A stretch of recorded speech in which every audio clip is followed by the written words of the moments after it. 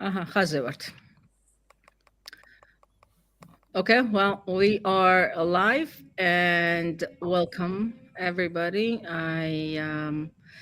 This is a pleasure to talk to Giga Bokeria, who's um, one of the people in Georgia that stayed with Georgia's democratic development in some capacity for the past what, Giga, 35 years or so.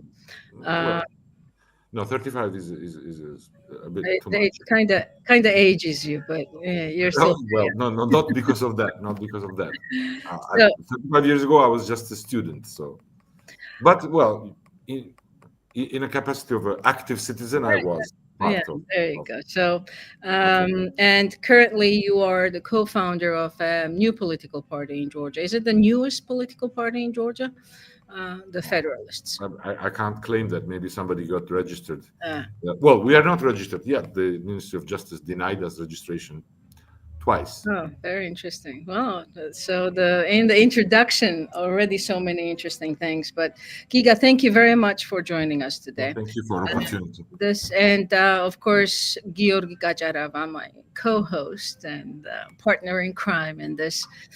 The idea behind this podcast is to provide the English language speaking audiences as much information about Georgia, about the region, about everything that's connected to the Caucasus, Georgia, Russia, Ukraine. So we appreciate your time, Giga. No, I appreciate the opportunity. Thank you so much. Georgi, thank you very much for doing this with us. And of course, Tornik and Gote are behind the scenes now, and they are the masterminds behind this podcast. So hopefully, enough people have joined us now so we can sort of start slowly getting into the conversation. As an teaser, one thing I will say is that we'll talk with Mr. Bokeria about the freshest news from Georgia. Georgian government has announced, or Georgian authorities have announced that they are leaving the European Parliamentary Assembly, and that's fresh news, a few hours old. We will also talk. We'll talk about the impact of this decision and what was preceding it. We'll talk about Georgia's role in the Caucasus in general.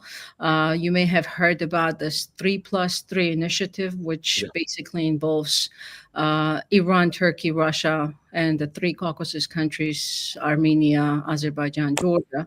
We'll talk about that and prospects of implementing it and what it would mean for the region. And we'll also talk about the regional sort of outreach that Giga and his party are doing, and possibly even other political parties to assess that. So, with that, apologies for a long introduction, but I wanted to give the viewers a chance to join in and start watching us.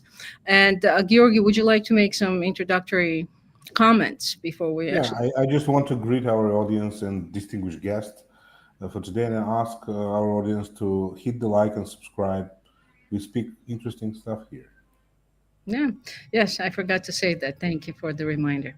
So, Giga, let's start with a topic that I actually have not teased for the viewers. But you were in Washington for President Trump's inauguration, and you attended quite a few inaugural parties, receptions, met with some people. So, if you would just overview for the viewers, who did you meet with? What are your impressions about the vibe towards Georgia and Washington, and how did you like the visit? Well, again, thank you for this opportunity, and greetings to the audience, and thanks for anybody who's interested in this listening.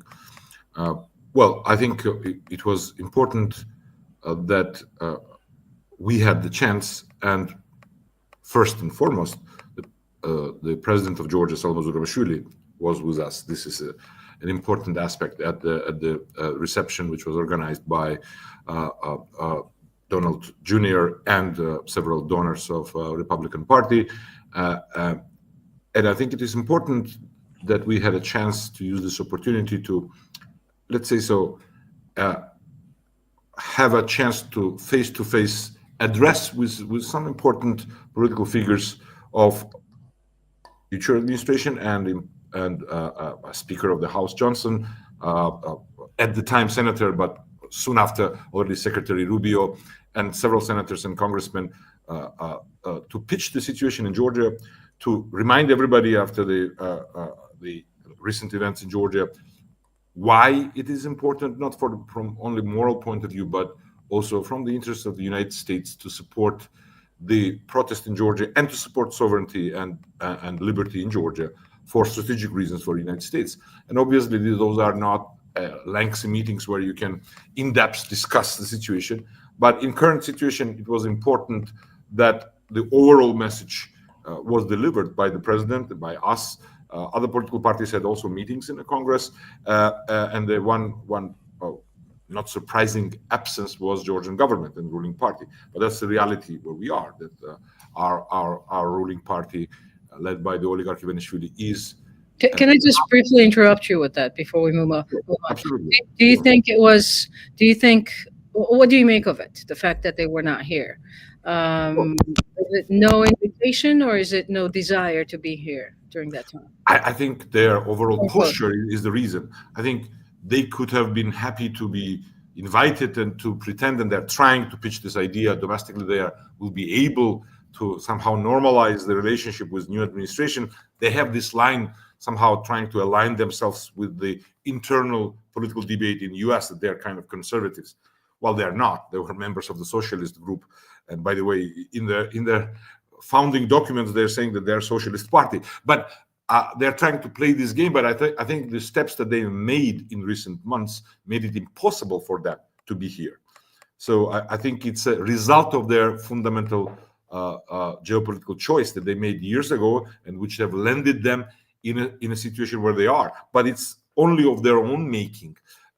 So I would say they would be happy to mislead part of the public, at least in Georgia, to say that they are able to have a normal relationship with the U.S. government. But fundamentally, they are where they are, and their posture is attacking the free world and blaming America, blaming the West for wars and bloodshed and for interfering in those domestic affairs of countries, line by line from the textbook of Putin's propaganda and other authoritarian states. So I think that posture at this stage made it impossible for them to be here. But of course, technically, they were not invited. But that's the result of their choices. It's not, if they would be active, if they would be willing, the government of Georgia, I think they would be able to be here. But they have nothing fundamental to say. If we follow, by the way, it's interesting, what was their message on Twitter, English-speaking messages of Georgian government regarding the new president and new administration. They are wishing him success in fighting deep state. Right. So, I mean, and again, they are trying to, in a disgraceful and comical manner, to portray themselves as somehow being part of that internal debate of the U.S. But not a single word on what is their vision, their pitch to new leadership about Georgia's strategic interests, about threats on Georgia. Nothing, even in a indirect way. Only these slogans which they are borrowing from internal U.S. debate and trying to ally themselves with this, which is mostly still for domestic consumption. I don't think anybody in the U.S. will be buying that. Yeah, well, let's sort of break that down just a little bit. And I don't want to stay on this topic for too long, because I know Georgi has some questions for you. To break it down for the audience that may not be familiar with some of the messages that the Georgian Dream has been putting out was, well, first of all, yes, the fear of war, how the West, including the United States, in particular the U.S. ambassador, was accused of it a couple times, previous ambassador, I should say, that they were trying to drag Georgia into this war with Ukraine to open the second front for Russia with the purpose of weakening Russia. So that war fear-mongering was a big part, which Georgian Dream connected with the United States and the West in general. So that's one thing. And the second narrative, which is kind of related to Trump and going after the deep state and all this global war party, is related to the gender issues, really. There is identity politics, nothing else value-based. except for a father is a father and a mother is a mother. That's like very widely pushed out message in the Georgian society, which is very conservative. And because of that, it somehow kind of resonates, but at the same time, it's not really an issue in the Georgian society, right? And one last point, Giga, and you can take it in any direction you want. One last point I wanted to make about this. President Trump, yes, he is saying that there are two genders, male and female. And on top of that, he's also saying that one of the two big things that is sort of driving him is, one, the elections were stolen in 2016 and 2020, right? That's been his big thing all along. And now he's saying that the previous administration is using judicial system to go, used judiciary to go after a political opponent. And the Georgian Dream government is not really seeing that messaging. Like, they are omitting this two very important things that Donald Trump is talking about, and they're just clinging on to or trying to push this like male female issue, which is a marginal topic, really. So yeah, those are the points that I wanted to, just for the context purposes, I wanted to make for the audiences. And if you want to comment on any of them. Sure. I think, yeah, fear of war and that line was fundamental. But let me start with the second part of the identity politics and the LGBT issue and so on and so forth. Yeah, of course, they are trying to import the debate which is going on in US and in the West, and which is a legitimate debate, because I also share that the woke left is a threat to liberty in general. But it has nothing to do with the situation in Georgia. There is no issue like a debate about California schools, public schools in Georgia, about gender with people. Nobody is pitching that. In Georgia, the debate is about fundamental liberty for individuals who are of different sexual orientation, beating them up on the streets, pogroms, violence, something which no normal conservative, including the most socially conservative ones, would endorse or would tolerate, and certainly not President Trump, who is well known on that particular issue. I mean, sexual minorities, to be quite articulate on his fundamental position of respect of that minority. The issue of transgenderism and woke extremism is a completely separate issue. But of course, they try to import it like we have the same debate here and try to portray themselves as defenders of conservative values. But I don't think that was decisive. I think it was still marginal. The main thing was blaming West and blaming US in particular, first and foremost, not only ambassador in detail that she pushed and pressured the government and oligarch to start the war, but in general, historically, blaming West for all the trouble in the world, that they are the reason. NATO enlargement, their imperialism, their colonialism. So they are quoting the leftist extremists from US who are labeling US as an evil colonial imperial force, but they are also quoting Tucker Carlson, who is saying that the woke left is the face of Western civilization. So they play both sides, just like Russian propaganda does. So all they want is to demonize the Western civilization as such. But of course, then they will try in a particular situation to portray themselves that they're part of that debate between conservatives and the left, which they are not. As I said, they were the ones, for purpose of the discussion, who introduced gender quotas in Georgian parliament, something that my party opposed because we think that's not the way to address discrimination. That's exactly what the left extremists would like. Yeah, and again, they were allies of the most leftist parties in Europe within the Socialist International. So it's all false, of course. But the fear of war was serious because that has touched on the issue which is real, the threat of Russian aggression, which already occupies 20% of our country and continues to push deeper into Georgian territory, is real. The war in Ukraine is real. Our own past of 90s, when Russians committed genocide of Georgians in Abkhazia, and the first aggression is real. 2008 war is real. So this is a real threat, and people are dying in Ukraine, heroically fighting against that. So trying to mislead the public that if we will be careful, we can survive this situation without with demonizing the West, somehow pleasing the Russians, was an effective tool. Of course, it's a fundamentally false premise at the heart of it, that Russia is aggressive because somebody is doing things that they feel threatened with, like in NATO enlargement. That, of course, is a false premise. Russia doesn't accept our sovereignty and statehood as such, and we have ample examples of political leaderships in Georgia and Ukraine, in Moldova, saying no to NATO enlargement, and Russia pushing further, interfering in their domestic affairs, which gives us only one conclusion: the statehood of its neighbors is fundamentally not acceptable for them. So there is no point in trying to make a deal with Russia if you want to be a sovereign and free nation.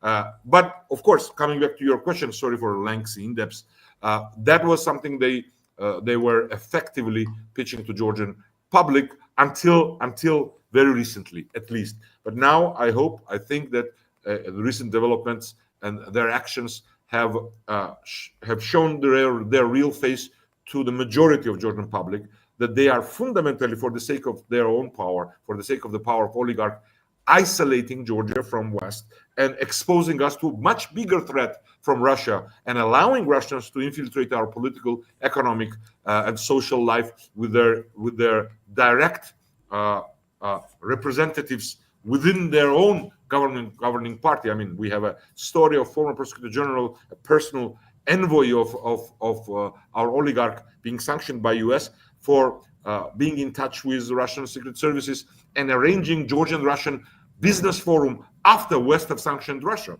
So to give you an example that it's not a conspiracy theory, those are concrete facts. And he was the prosecutor general. Yeah, he was former prosecutor general. Everybody knows that he is personally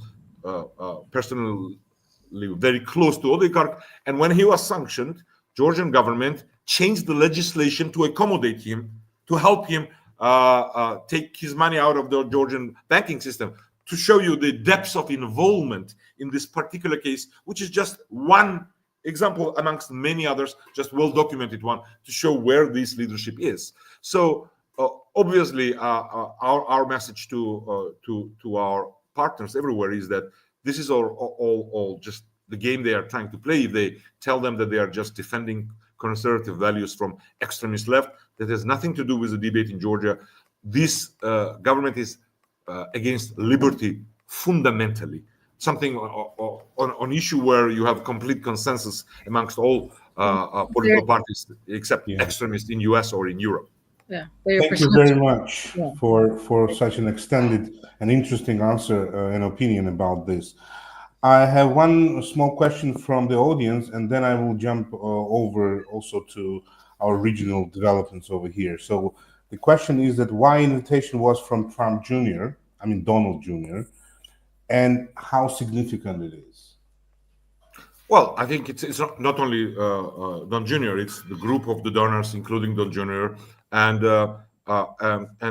people there had personal connection with us, some of them, and they considered that inviting President of Georgia was the right message. And of course, it's important that because why it's important, we have dual goal, overlapping goals. One, obviously, we need to bring the message why supporting the protest in the streets, supporting Georgian people is the right cause, and why this government is politically legitimate. At the same time, we need to deliver the message why Georgia is important as a country. So, I mean, we just are in a very dire situation that we don't have the government who would pitch the message which we need to U.S. political class,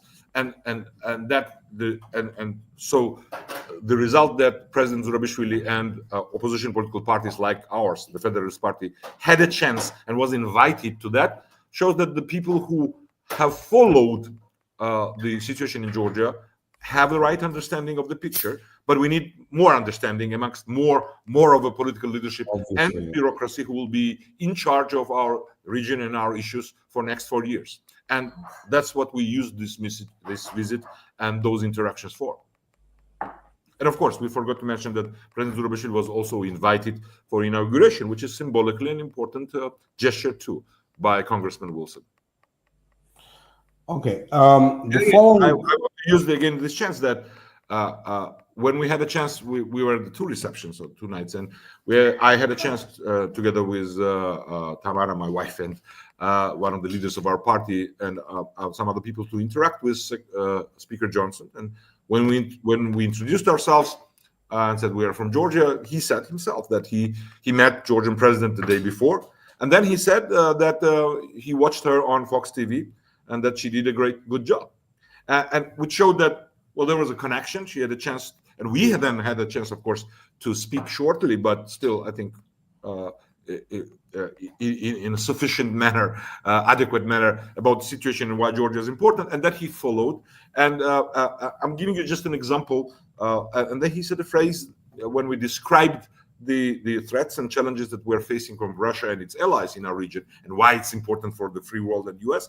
He said, he had a phrase which I liked really. He said, "But people want freedom, right?" He asked, which is the case in Georgia. That this is a country where the public is fundamentally, value-wise, pro-Western, pro-American, and this is an asset for future relationship and for the legitimate projection of American and Western power in the region where vital interests are involved. Okay, now let's get back to our region, wider region a bit, and speak about 3+3. 3+3, it's just, sure. The format that emerged some years ago, and that includes South Caucasian countries, Armenia, Azerbaijan, and Georgia, although Georgia is not part of it as of yet, plus the regional big powers like Turkey, Iran, and Russia. So for a long time, Georgia is refusing to participate in this format, as we know, but lately, if we listen to some rumors plus the press conferences, like from Foreign Minister Lavrov, some other politicians, well, low-ranking but still close to the decision-making in the region, we might think that Georgia will be once again invited and maybe will participate in the next meeting of this format, representatives of the format. So what do you think about it in general? What does that mean for Georgia? What does that mean for the Western interest in the region, particularly United States interest in the region? And how do you see the further development of all this, let's say, debate or discourse on the issue within our country? Why? Because we have protests in the streets. So naturally, the power of the ruling party is diminishing and it's getting weaker. So maybe that is the moment when the external powers can pressure Georgian Dream government to participate in this format, just to have some sort of international outreach within the region, as opposed to isolation from the West. So what is your opinion about all this? Well, I think, first of all, participating in that format is isolation from not only West, but from our national interests. So I don't think that it will help them in trying to project the message that no, we are not, because it's sometimes hard to understand that while they've been for years, and especially the last 2 years, demonizing the West, they had this double message, this ambiguity. On one hand, they were saying this, but on the other hand, they were trying to mislead part of the public, saying that, well, this is just tactics. We want to go West. We want to go to Europe at the same time. It's completely fundamentally contradictory message, but they were always trying to do that. I don't think that for that purpose, they will joining that format, which is fundamentally against our national interests, would help them. But unfortunately, I can't exclude that, because the choices they've made them dependent on Russia more, because they have aligned themselves with them. They became natural allies, the oligarch and his puppet government, and the Russian interest. So when you invest that much in the message that I'm keeping peace with Russia, well, then you make yourself more dependent. So I can't exclude that they might make that choice, which they have not made yet. I mean, let me remind you that I mean, there was an attempt by our neighbor Turkey, which, by the way, is our strategic partner overall. But in that aspect, some of their initiatives are not in our national interest. I mean, after the 2008 war, Turkey had an initiative called Stability Platform, which included the dialogue of Russia, Turkey, Georgia, Armenia, and Azerbaijan, not Iran at the time. And I was representing Georgian government at the time at the consultations regarding this format and first meeting of the format, where our position was simple, that we can't be in any format with Russia unless they recognize our territorial integrity and withdraw their occupying troops. So, I mean, that's a minimal precondition, because otherwise you endorse the status quo and normalize status quo.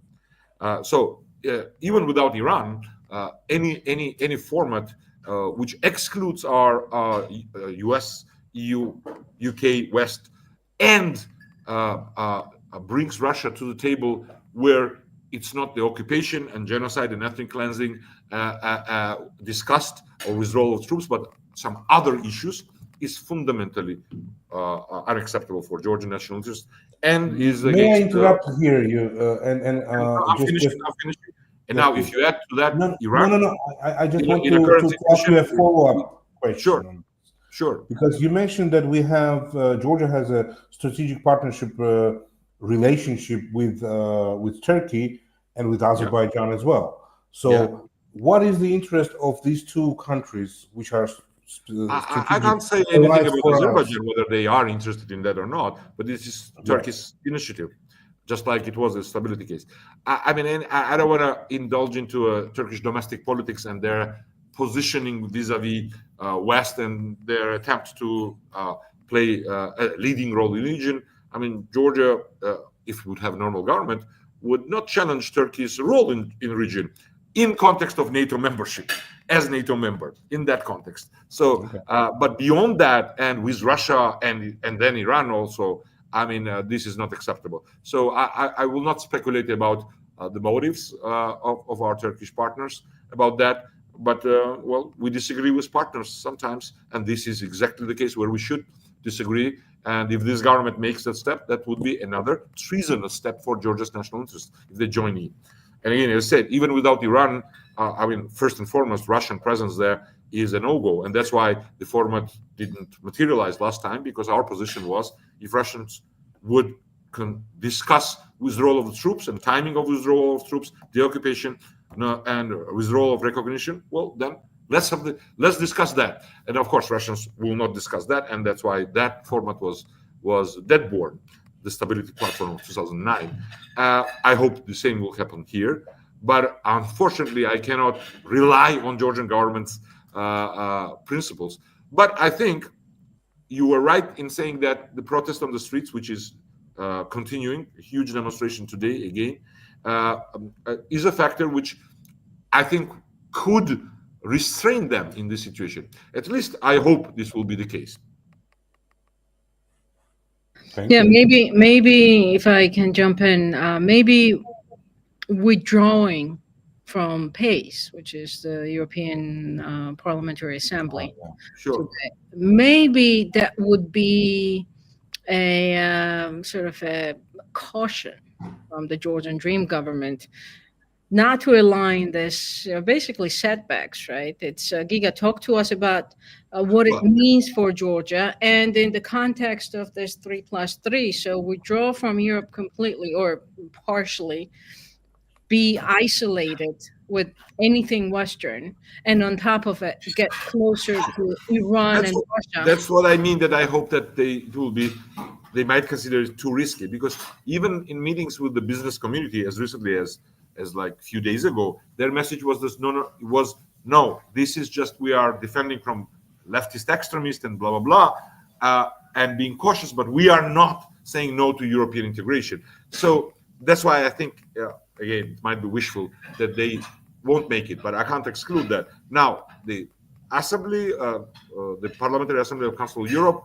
and it's not a body which, of course, influences fundamental geopolitical things, but for Georgia, and of course, many Eastern European countries joined already EU and NATO, so it's not an important institution for them, but for us, it still is, because it is It is where we are until we achieve our historic goal to be fully back to the family of the free nations, which is North Atlantic Treaty Organization and the European Union. Priority to the first one, of course, from my point of view. And before that, that's important for us.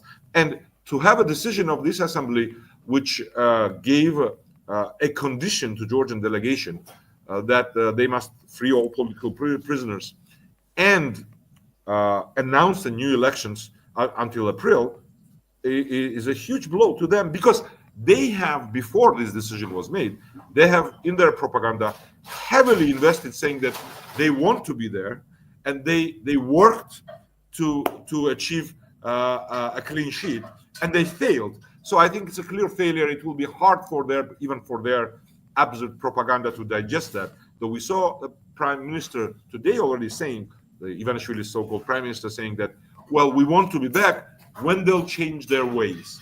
Right. So I wouldn't connect these two issues to each other. If under guidance from Russia, they will accept this format, 3+3, that will be another treasonous step, and there'll be further reaction on the streets of Tbilisi for sure. Yeah.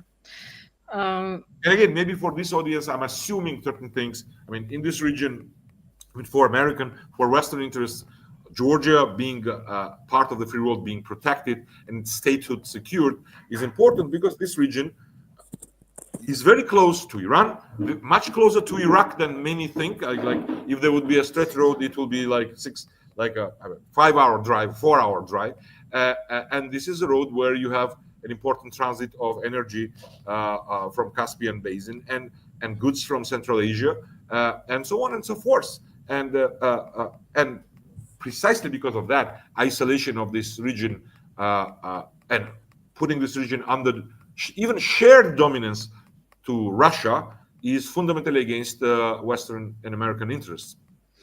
Yeah, it's I cannot help thinking that all these steps that because of Georgian Dreams, this isolationist, pro-Russian, anti-Western policies have impacted Georgia's movement towards the West. NATO, nobody ever talks about Georgia's NATO membership. And I remember a time when that was the only thing that everybody spoke about. Even just a few years ago, 4 or 5 years ago. So while the Georgian Dream was in power, that was a big topic of conversation. And I remember people saying that, don't talk about Georgia and Ukraine in the same context as it comes to NATO membership, because Georgia is so much more advanced in it. And putting it next to Ukraine sort of demotes Georgia on this process, or in this process. So that was... that lasted for a few years, but now nobody ever talks about Georgia's NATO membership. Nobody. You don't have the government which pushes this idea. It's hard to expect anybody else to do it. Yeah, I mean, opposition, and of course, I'm sorry to intervene. In every conversation, we're talking about NATO and U.S.-Georgia military alliance as a end, or that as a necessary prerequisite for peace and stability in this region, without axis of evil taking over. So that's our message. But of course, I mean, you need government. No opposition or no civil society can substitute the government in delivering the push and strategy to engage our partners on this issue, which would be, even if it was good government, would not be an easy walk. Bearing in mind the discussion within U.S. We understand that. But I think we have the arguments from pragmatic point of view why it is legitimate interest of U.S. and not just a risk. And I understand the current discussion, and I mentioned Iraq, which is close here, that is, especially within the conservative circles, saying about, well, the foreign engagement and democracy building was a mistake and so on. In case of Georgia, it's not about democracy building. Here we have a general public which is fundamentally a Western society and pro-American. So that's the big asset. We have a problem with the government, which doesn't represent our people and which is supported by Russia and its allies. So this is a situation where a firm support for fundamental liberty and the protest delivers strategically important result for the West and for US. Yeah. I completely agree that the Georgian society is overwhelmingly pro-Western and pro-American, and I think that's why both Georgian Dream as well as all the opposition on the other side, everybody's looking to the United States, was looking at January 20th, the inauguration of President Trump, thinking that that may shift something for Georgia. So, and still all eyes are on Washington, maybe not. Sure, but for different, with different motives. Yes, but well, that's an important distinction. Yes. We want any leadership which American people will choose, and it's President Trump, Republican Party now, to see both from moral point of view, but from pragmatic point of view, in importance of Georgia, and we want to, in a good sense, disturb them with that pitch, because it's our national interest, and we believe it's interest of the free world. Now, we have a government whose message is, we are attacked by your domestic opponents, like leftist liberals, which is false, of course, and we will not disturb you. Just leave us alone. I mean, that's why I quoted their messaging, which that didn't include any pitch about Georgia's national interest and why it's important for US. So it's a very, very different interest with which the government and the public Georgian people are looking towards Washington. Yeah, nonetheless, for both sides or all sides, America is very important, and for the most part, Georgians are very pro-American. So to get back to something that I started before I unfortunately deviated from the question that I wanted to ask, is how long do you think this will take to fix everything? Georgian military has been impacted by everything. Policies, security policies, border protection or border police or entities that secure Georgian border, civil society, of course, you name it, everything, education, culture, everything is being impacted by this the fight against everything Western by the Georgian Dream at the moment. So how long do you think, is it possible to get back to where we were, let's say 3-5 years ago? I'm not even talking about, I think it's possible. I think it's possible. But are we losing something? Are we losing this time that's really... No, we lost a lot of time, and we are losing time until we have the government like we have now. But at the same time, so I don't want to downplay the damage. So I agree with what you said. The damage is there. But on the other hand, I believe that it's quite doable to quickly get back on our feet, step by step. And first and foremost, we need to have a government which has our national interest at its heart. And I think coming back to your first topic, until we have that, that's why it's important that President of Georgia and opposition parties have a chance to engage with political class to lay some kind of, some not fundament was there, but to keep some fundament intact for future when we'll have the government to build upon it. But step by step, it's doable. I can't give you a time frame, but it's not about tens of years for sure. I think it's doable in this historical phase when confrontation between free world and Russia and its tyrannical allies like China or Iran are at the critical phase of this confrontation, and we need to be, as a nation, be on the right side, to be on the side of free world, and I think we can contribute to the strategic interests of the free world. And so it's not a timeless phase, but certainly I think we can achieve that within this historic phase, this historic goal of ours. Because it's remarkable. We tragically missed previous windows of opportunity in 90s, in particular, when Russia was weak, and when those nations like Lithuanians, Estonians, Poles, and others were in shape to transform their countries and be positioned to become members of NATO and EU and to fundamentally get back to those roots of where they belong. And we were at that time broken inside with the late Shevardnadze's dysfunctional, corrupt government, and we missed that chance. By the way, Ukrainians also with Kuchma and later Yanukovych, of course, missed a chance. And in a way, with their heroic fight, that's the price they have to pay now to defend their liberty, just like us. Yeah, because then Putin consolidated the power in Russia, and it get much stronger. And then West, of course, made fundamental mistake in misunderstanding the threat that Russia was to their interest and to Euro-Atlantic security. But now, one point. Sure, it's late, but now we see a reverse of that in West, and we need to be in shape to position ourselves not to miss this window of opportunity. Yeah, and Ukrainians are paying that price of liberty and freedom and independence, as Georgia paid in 2008. Absolutely, but what I meant is that the choices which political class in the past made that price higher. Yeah, because I mean the price of not being in a shape at the right moment of the history, and Ukrainians with their heroic fight now deserve that for sure.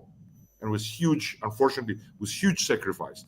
And we need to get in shape with having the government which has these national goals at its heart, and not to miss that chance again, for whatever reasons. And then you pay even a higher price in the future. So it was not a criticism of Ukrainian people at all. On the contrary, but I think Ukrainians, and most of them would themselves agree that if they would have been as a state with political leadership in the right shape in 90s, I mean, the situation would have been different now for them. So it's not their pro-Western choice. It's or like Russian propaganda or Georgian propaganda or some isolationist. That's why propaganda. I asked you for you to get to that point. Sure. That's what they're pushing. That's what Russian propaganda, Georgian Dream propaganda is pushing. Every time you criticize something, a step that they make, which is not aligned with the Western values, they ask you this very famous question: do you want a war? And that's why. Yeah. And the truth is just the reverse of that. Yeah, absence of those steps made it possible for Russia to do what they're doing now in Ukraine and what they are doing in Georgia and what they did in Georgia. And the firm course of political class of Lithuania, Estonia, Latvia, and Poland made it possible for them to be secure and at peace.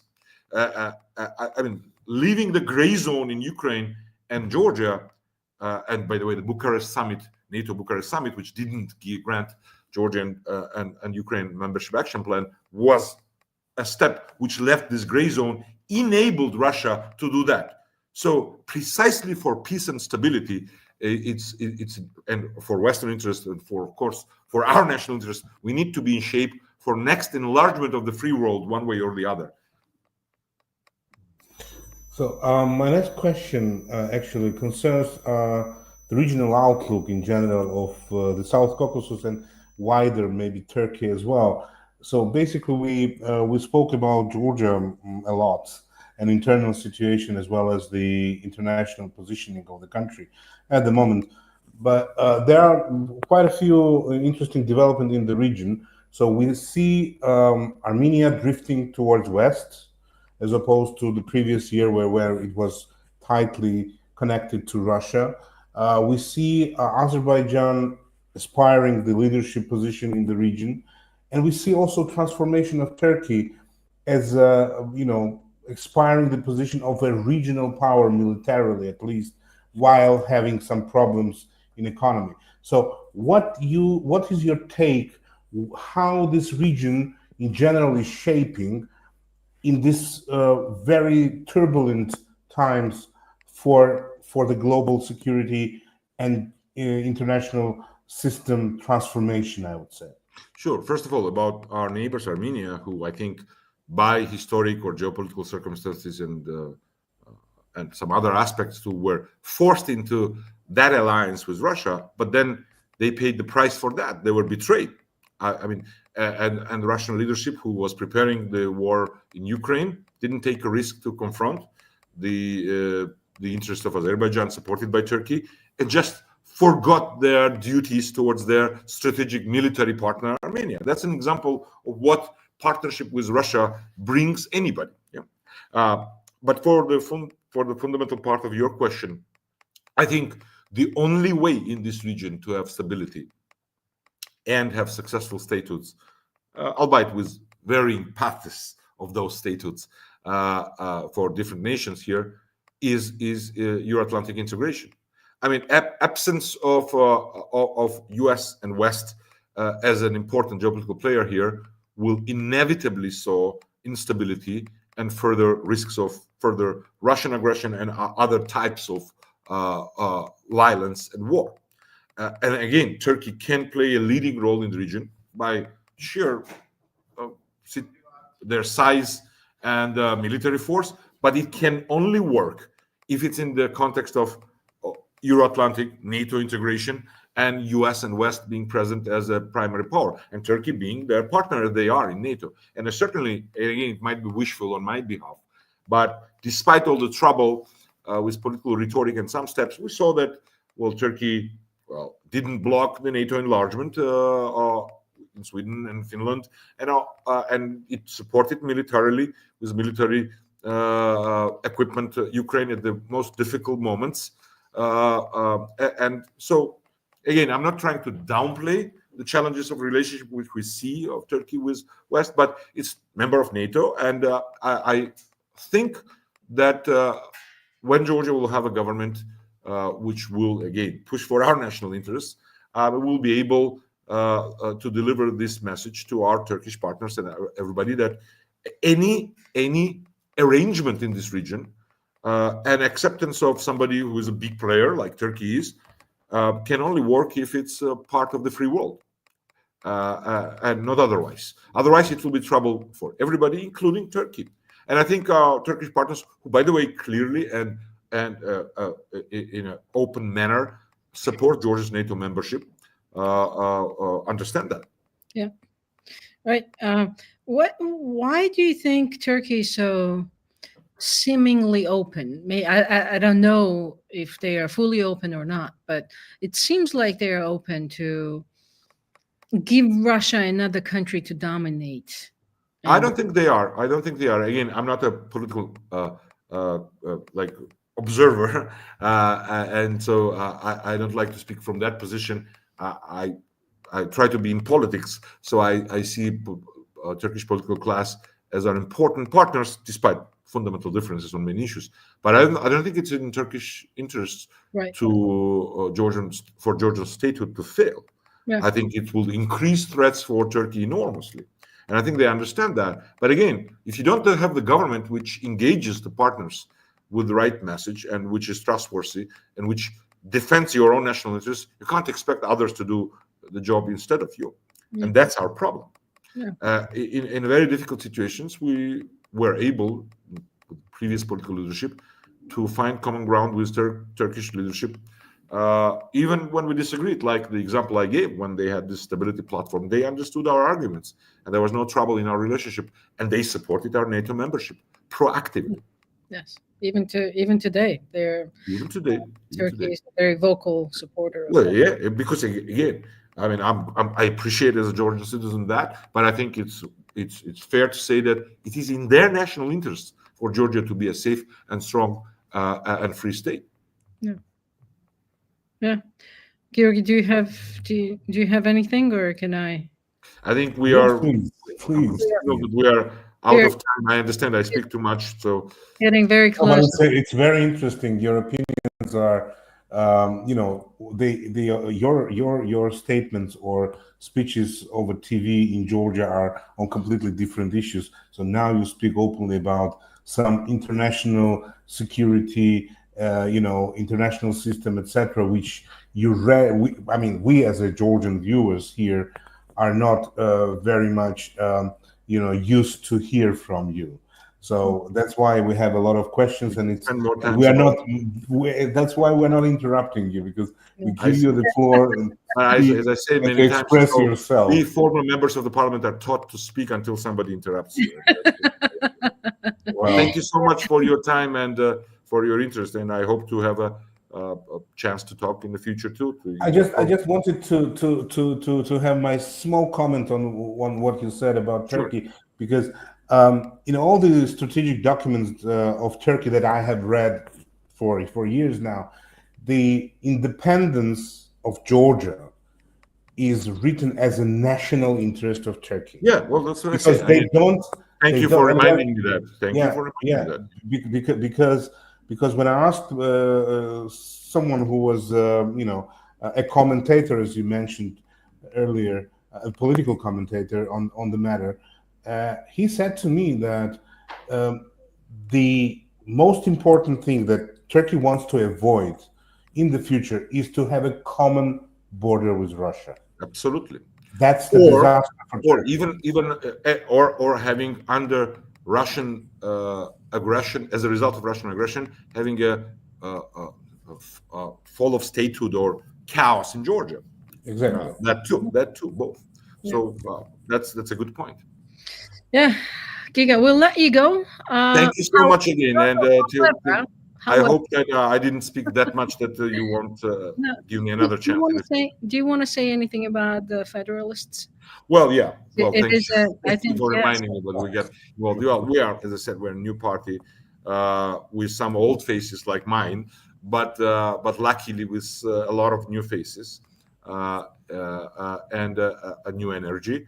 We are a center-right party. I would say it might sound weird for some, but we are liberal, conservative, center-right political party who are trying to build the grassroots movement of people who believe in the small state and private property and liberty, personal liberty, but not in a way of anarcho-capitalism, but who believe that state is necessary and the societal consensus is necessary. So again, liberal conservative party, and we are trying to build the base of people who share our views, who are now part of the protest. The protest, which is not led by any political party, including ours, but we are trying to be an active part of it by having our contribution through our hotline to help people who are arrested or who are detained or who are lost, by creating substance for this protest. I mean, if you look at the posters all around the city streets and you see our government with animal ears and some other remarkable posters, this is done by our activists, giving just a glimpse of the substance. But most of all, what we're trying to push in our political debate, where I think opposition political class is in crisis too, is that we need not only just one message that we need this government to be out, which we do, because without that there is no chance for Georgia, but we need to have substance about the reforms which we need to pursue after this lasting damage which this government has left already or will leave. And that's where we are investing, and we're trying to push the political debate in that direction to convince more Georgian citizens that there is a political class in Georgia who will be able to take country out of these political ruins that GD has left us already. Yeah. Well, good luck. Thank you. You get your party registered soon. Well, yeah, that's first technical issue, which we hope. By the way, we'll have that in a couple of weeks, so we'll see how it goes. And we have we are trying to, again, I don't think that anything can guarantee the result with the leadership that we have in the country now, and bureaucracy which obeys them, and many good civil servants resigning now or being fired for their position within the Ministry of Justice too. But we are trying to now, we'll copy the document of GD, and if they again find some excuses to refuse us, it will be even more obvious that they're just saying no to us. That's a kind of, Interesting. Of course, have no illusion that will decide the fate, but it will be in a bad way funny if for the same document that GD has submitted on technical issues, we will get refusal again. Well, let us know. We will. Thank you again. Thank you, Giga. Thank you. Thank you, Georgi. It was interesting and fun. Very interesting. Very interesting. Goodbye. And I'll remind to everybody that do like this page, subscribe, and we'll bring more interesting guests to you, just like Giga. Thanks again.